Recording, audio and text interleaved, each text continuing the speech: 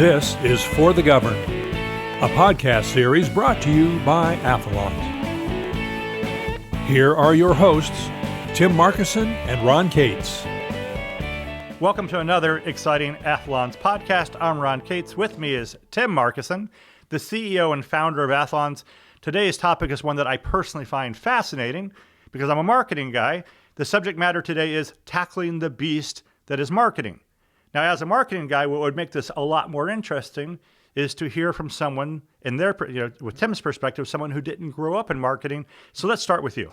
Yeah, when I started Athalonz 10 years ago, I really did not understand or appreciate just how difficult marketing was. I had been running my own law practice for 10 years prior to that, and marketing there is completely different. It's really word of mouth, referrals, your network of people. So there is no conventional marketing.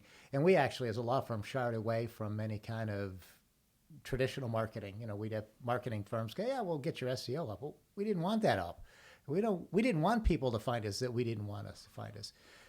But with respect to Athalonz, though, we have to get our name out there. We have to have people become aware of us, which creates a personal dilemma for me because as a consumer, the level of marketing over the last 20, 30 years has just continued to escalate to the point now where, we're exposed to 4,000 to 6,000 brand impressions a day, according to the various data that I've read.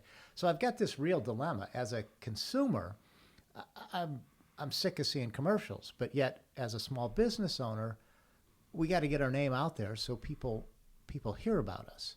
So that's our challenge, and that's what you and I have been working on, for the last several years, of how to do that in a way that's respectable or respective of consumers. Yeah, I think that's one of the neat things that we've done here at Athalonz is we have paid attention to how consumers want to receive marketing information. For example, their number one choice, if given a choice, which they're not, but if they were given a choice, consumers said they would prefer email over anything else. So we have an email list that people have opted into. We would never buy a list and spam people, but people who have opted into our list, now they have a lot of control over the marketing. They can subscribe, they can unsubscribe, they can delete it or ignore it if they choose to. But the reality is our list is incredibly active. That we have huge open rates and huge click-through rates, but we try really hard to send information that is either very educational or entertaining. I think that's most consumers have gotten smart about marketing. They know that it exists because somebody wants their attention, but they realize their attention is valuable. So today they barter for it. If you want my attention, I'll give it to you, but you have to give me something in return, educate me or entertain me. As a consumer, I get tons of emails a day between the law practice and Athalonz. But it's, you're right. It from a consumer standpoint, it's easy to digest because you can look at the headers like, no, I don't want to read that, or I'll read that.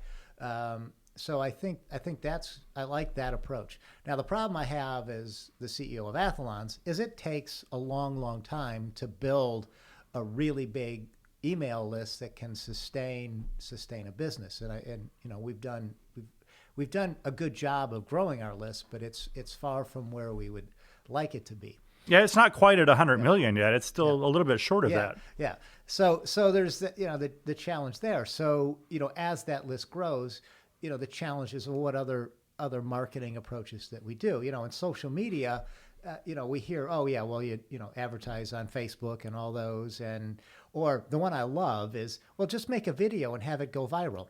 To me, that's like saying, well, here's your financial plan. Win the lotto. The chances of creating a video and having it go viral is probably lower statistically than actually winning the lotto.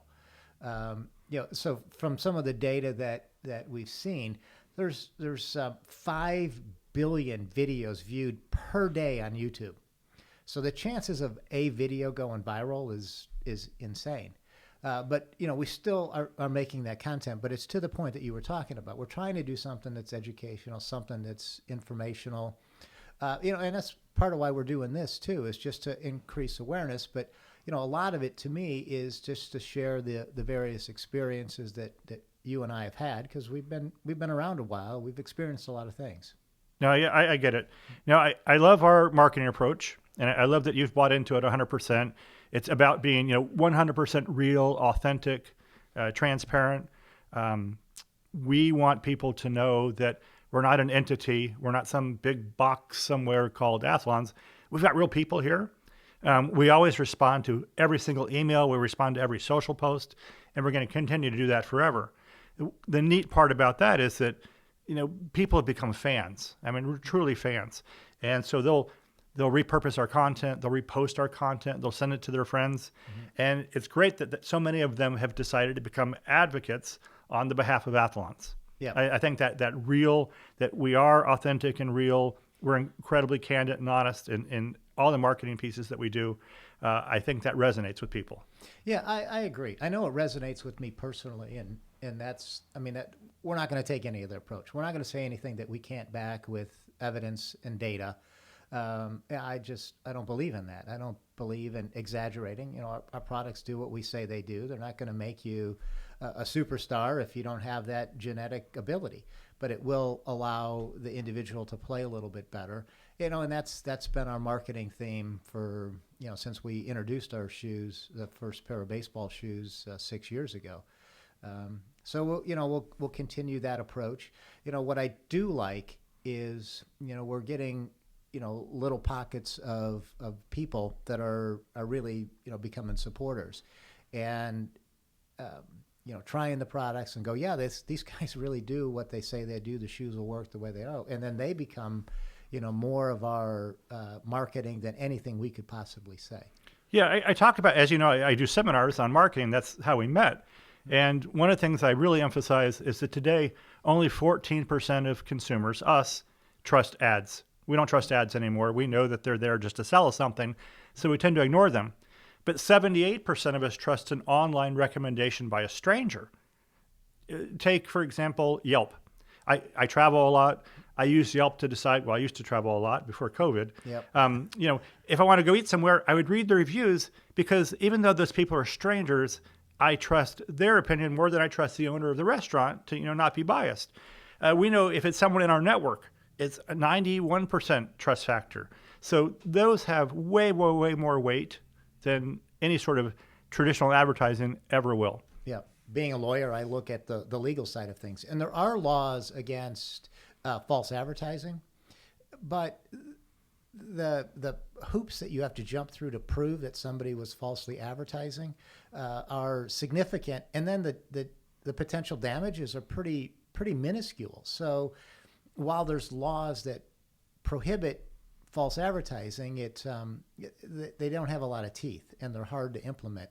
And then the other thing is that they've come, with respect to advertising, come to accept a certain level of hyperbola with what's being said to the point where it's just absurdity. We were at the PGA show earlier this year. It seems like years ago, but it was just January of this year. And there was this huge banner for a golf ball. And it says, "This changes everything." It's like, come on. There's no way that you've come up with anything of significance that makes a golf ball change the game of golf. But yet that's just become status quo. So as a consumer, I can see why the statements from, only 1 in 6 people believe the statements from a manufacturer because they're so exaggerated to the point where they're just lies. Right. And I know it's particularly frustrating for you as an attorney and as a business owner because we actually have a product that the math and the physics and the science, there's no doubt that it improves power by 9%. What you do with that that's a big variable, but we know that it actually works. We can prove it through science and math and physics. And yet we see claims all the time from other golf shoe manufacturers about their shoes that are they're absolute nonsense. It's frustrating because it makes what we do even harder. And we're not the only ones that are being honest and forthright with what we're doing and what we're saying. But for those other companies that are doing that, it just makes it so much harder to get the message across because there's so much skepticism that has to be overcome. Now, I think, our messaging has been consistent since we started introducing the shoe, or what the shoe will do for athletes. How we said it's changed a little bit as we learned how people receive what we're saying. But the message is the same. It's physics. You're shifting ground reaction force to help the athlete. But what we're seeing now is less and less skepticism to what we're saying. So of the people now that are aware of us, they're like, okay, yeah, Athalonz, their shoe actually will do that. because they've heard it from enough people or they've tried it themselves. Or they've seen it. I mean, last year at the World Long Drive Championships, more than half the field had adopted our shoe. Bernard Langer switched to our shoe after being in another shoe for 41 years because when he tried them, he actually hit better in them. So I think when people see these real life examples of people they do trust, it makes it easier for them to understand that maybe we are actually telling the truth. Yep.